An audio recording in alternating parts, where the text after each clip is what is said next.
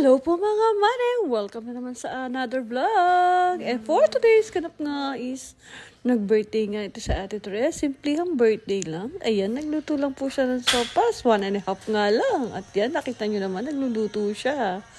At yan, kasama nga po natin yung anak ko, pero naglalaba, naghihintay lang yan ng sopas na maluto at kakain tayo. Uy, ano naman. At yan, katulong nga niya sa Ate Mode, simplihan lang po. At inutuso ko naman ito sa Ate Nena na manguha nga dito sa tanim ni tatay na kalamansi. Ayan po, napakatagal lang yan. Bago umalis si tatay, iniwanan kami na napakadaming kalamansi at walang tigil talaga siya sa pagbunga.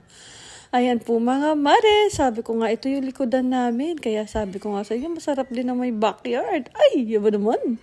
Kasi libre na talaga yung makukuha mo dyan. At maswerte pa nga daw yan, sabi according dun sa ate ko.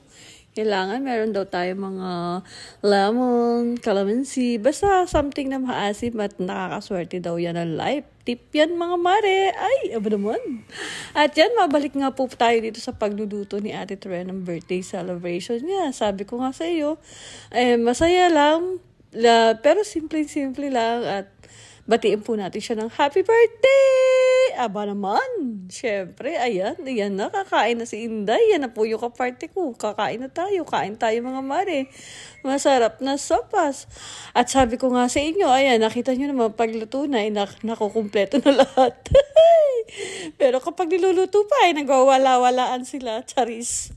At yan po mga mare, may kasama yan tinapay. At bagong luto nga to, binibili dun sa kanluran. Medyo malayo ng konti, pero sabi ko nga bago. At masarap kahit walang palaman. Kasi na-try ko na po, kaya sabi ko nga, ayan, yung partner niyan, kain na tayo.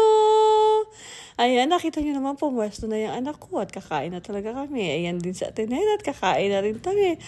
Happy birthday, Ate Therese! At enjoy your day. Enjoy the rest of the day.